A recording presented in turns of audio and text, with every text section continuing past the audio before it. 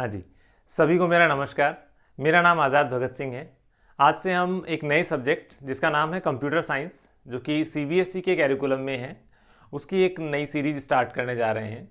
तो इस सीरीज में क्या क्या हम पढ़ेंगे, आगे ये चीज़ें थोड़ा डिस्कस कर लेते हैं। कहने का मतलब हम आज के इस क्लास में ये समझेंगे कि क्या क्या सिलेबस में टॉपिक्स हमारे पास रहेंगे, या हम सिलेबस में क्या क्या टॉपिक कवर करते हैं, सीबीएसई के सिलेबस में क्या क्या टॉपिक दे रखे हैं। तो आइए देखते हैं। सबसे पहले कंप्यूटर साइंस सब्जेक्ट का नेम है, subject name is computer science. Basically ये जो सब्जेक्ट है ये हमारा 3 यूनिट्स में डिवाइडेड है।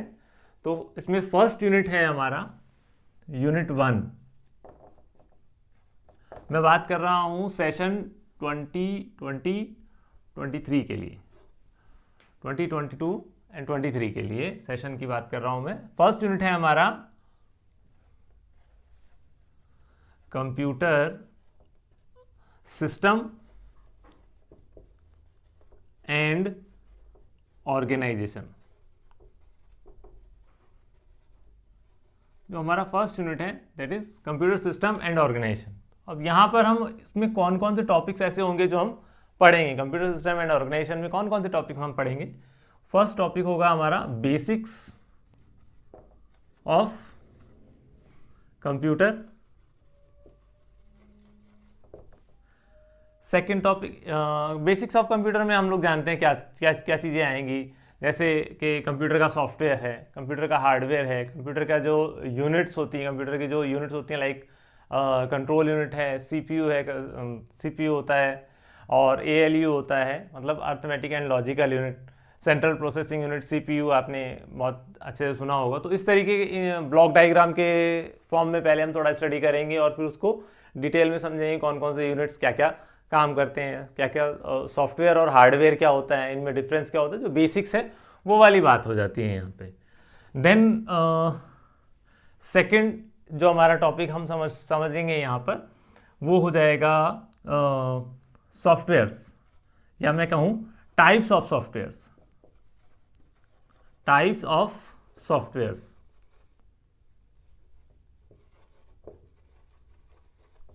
टाइप्स ऑफ सॉफ्टवेयर हम जानते हैं, टाइप्स ऑफ सॉफ्टवेयर कौन कौन से होते हैं, जैसे हमने छोटी क्लासेस में पढ़ा होगा एप्लीकेशन सॉफ्टवेयर और सिस्टम सॉफ्टवेयर, वो उनको थोड़ा डिटेल में हम समझने की कोशिश करेंगे। और ऐसे ही हमारा एक सिस्टम सॉफ्टवेयर होता है जिसको हम बोलते हैं ऑपरेटिंग सिस्टम, ऑपरेटिंग सिस्टम। मतलब इसका सिस्टम सॉफ्टवेयर का एक एग्जांपल होता है ऑपरेटिंग सिस्टम। तो ऑपरेटिंग सिस्टम का भी थोड़ा सा डिटेल हम देखेंगे, मतलब ऑपरेटिंग सिस्टम की बेसिक फंक्शनैलिटी क्या होती है, कैसे वो वर्क करता है, तो वो बेसिक हम थोड़ा सा यहाँ कवर करते हैं। मतलब 3 टॉपिक तो ये हो गए हमारे। इसके अलावा अगर मैं चलूँ तो बूलियन लॉजिक, बूलियन लॉजिक ये भी एक टॉपिक हम कवर करेंगे इसी फर्स्ट यूनिट के अंदर ही, कंप्यूटर सिस्टम एंड ऑर्गेनाइजेशन के अंदर। देन इसके बाद आ जाता है हमारा नंबर सिस्टम।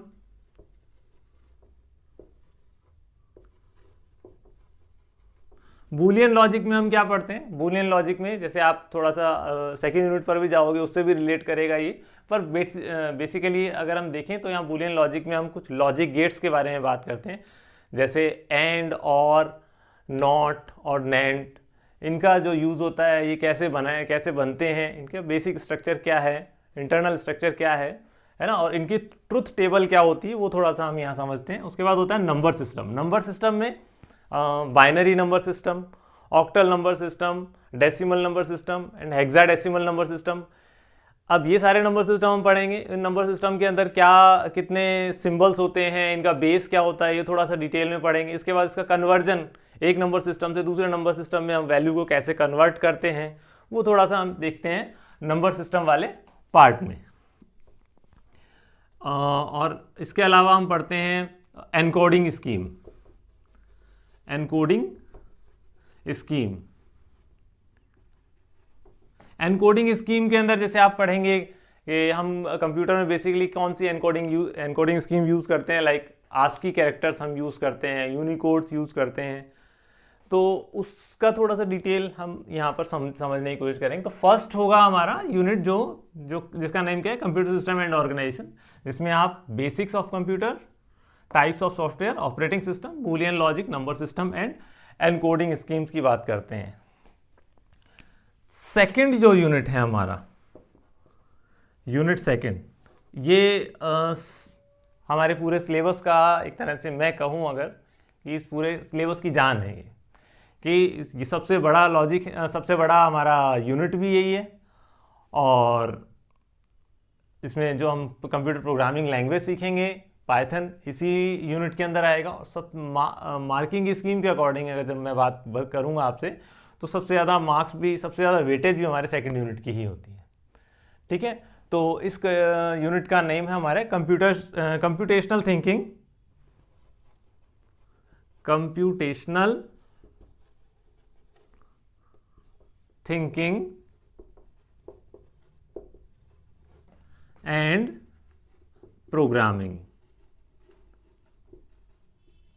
तो आप देख रहे हैं कि इसमें दो पार्ट हैं। एक तो पहला का पार्ट क्या है, कंप्यूटेशनल थिंकिंग, मतलब हम लोग जब कंप्यूटर से कोई काम करवाना होता है तो किस तरह से कंप्यूटर को टास्क देना है काम करने के लिए, मतलब उसको हम कैसे सोचने के लिए कहें, ओके, टास्क हम कैसे दें।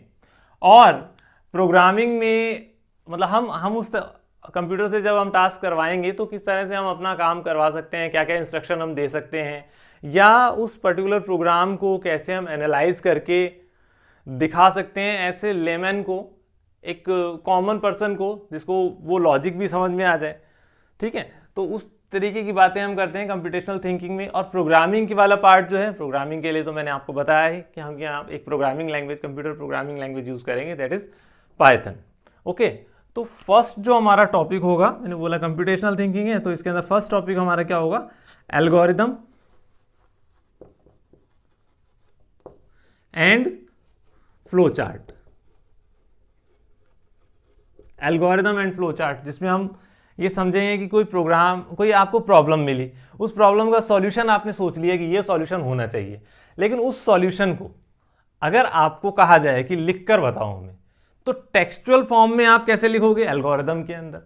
लेकिन अब जब हम किसी भी चीज़ को टेक्सचुअल फॉर्म में लिखते हैं तो कई बार उस लॉजिक को समझने में, भाई आपने आप पढ़ते पढ़ते सपोज करो 5th लाइन पर या 10th लाइन पर पहुंच गए, तो पीछे आपने क्या लिखा था वो थोड़ा सा तुरंत ही भूल जाते हैं, तो ये चीज़ याद नहीं रहती है। या कई बार कुछ लोगों को टेक्सचुअल फॉर्म में सॉल्यूशन समझने में आसानी नहीं रहती है, तो उसको पिक्टोरियल, उसी सॉल्यूशन को अगर आपको पिक्टोरियल फॉर्म में देना है तो हम उसके लिए सॉल्यूशन के लिए क्या बनाते हैं, फ्लो चार्ट बनाते हैं। तो एल्गोरिदम और फ्लो चार्ट कैसे बनाया जाता है ये थोड़ा हम समझेंगे, मतलब सॉल्यूशन जो है आपको किस तरह से लिखना है, in the form of textual और in the form of picture कैसे लिखना है, वो हम इस चैप्टर के फर्स्ट टॉपिक में स्टडी करते हैं। देन सेकेंड जो टॉपिक से शुरू हो जाती है हमारी पाइथन लैंग्वेज स्टार्ट हो जाती है। तो मैं कहूँ यहाँ पर basics of Python, basics of Python में क्या होगा भाई, पाइथन की थोड़ी सी हिस्ट्री, पाइथन के plus minus, character sets, variable कैसे बनते हैं, टोकन्स क्या होते हैं, ये थोड़ा हमारे को समझ में आ जाएगा। उसके बाद में आगे हम चलेंगे तो data types, data types, next हम कह सकते हैं ऑपरेटर्स। ये सारे हमारे टॉपिक हैं जो हम पाइथन के अंदर कवर करेंगे। डेटा टाइप क्या होते हैं पाइथन के, ऑपरेटर कौन कौन से होते हैं पाइथन के, और अगर मैं बोलूँ पाइथन में हमारे पास कंट्रोल स्टेटमेंट, कंट्रोल स्टेटमेंट्स कौन कौन से होते हैं ये हम थोड़ा समझेंगे। देन इसके बाद कंट्रोल स्टेटमेंट हो जाते हैं तो कुछ स्पेशल डेटा टाइप मिलते हैं हमारे को पाइथन में, लाइक लिस्ट, स्ट्रिंग, टपल्स, और इसी में आ जाता है हमारा डिक्शनरी, ये हम पढ़ लेते हैं। इसके बाद एक होता है पाइथन मॉड्यूल,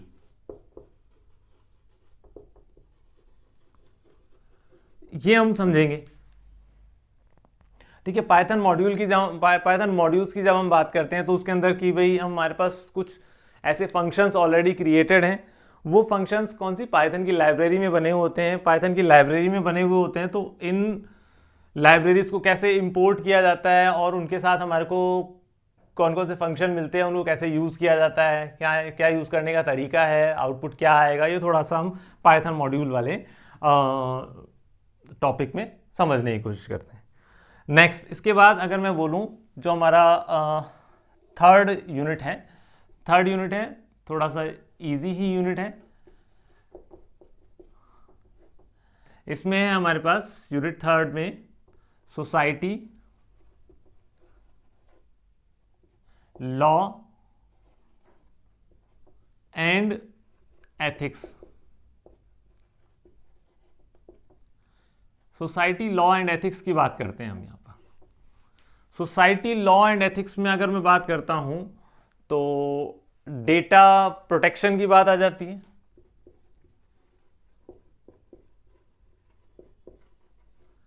डेटा प्रोटेक्ट हमारे को कैसे रखना है, ठीक है। और अगर मैं बोलता हूं digital footprints,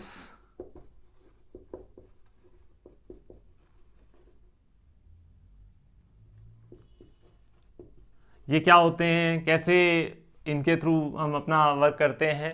society, law and ethics में digital footprint, data protection, cyber crime,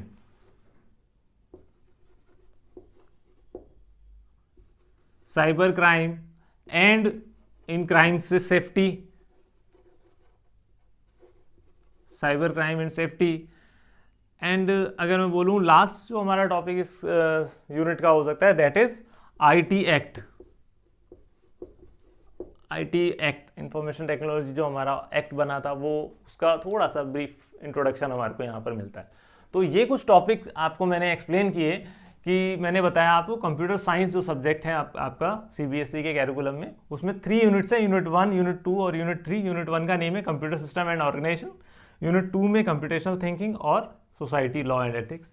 उसके बाद मैंने आपको यहाँ टॉपिक्स तो एक्सप्लेन कर ही दिए हैं, मतलब क्या क्या टॉपिक पढ़ेंगे, ये नहीं बताया है कि क्या हो रहा है इसमें, क्या क्या टॉपिक हम पढ़ेंगे, ये चीज़ें हमने देख ली हैं।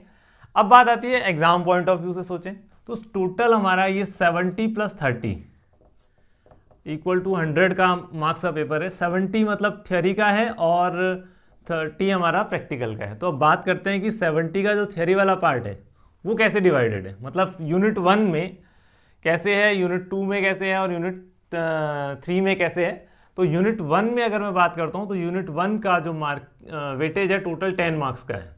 ये जितने भी टॉपिक आप पढ़ रहे हैं ये सारे टॉपिक 10 मार्क्स का वेटेज होल्ड करके रख रहे हैं। यूनिट 2 जो है आपका वो टोटल 45 मार्क्स का है, इसीलिए मैं बोल रहा हूँ कि सबसे ज़्यादा वेटेज आपका यूनिट 2 का है। ओके, यूनिट 2 का सबसे ज़्यादा वेटेज है, सबसे इंटरेस्टिंग यूनिट इसके अंदर यूनिट 2 है। हालांकि इसमें भी अपने कंप्यूटर सिस्टम एंड ऑर्गेनाइजेशन में भी बूलियन लॉजिक, नंबर सिस्टम, बहुत इंटरेस्टिंग टॉपिक है हमारे पास। ऑपरेटिंग सिस्टम भी अच्छी चीज़ है, मज़ा आता है इन चीज़ों को पढ़ने में।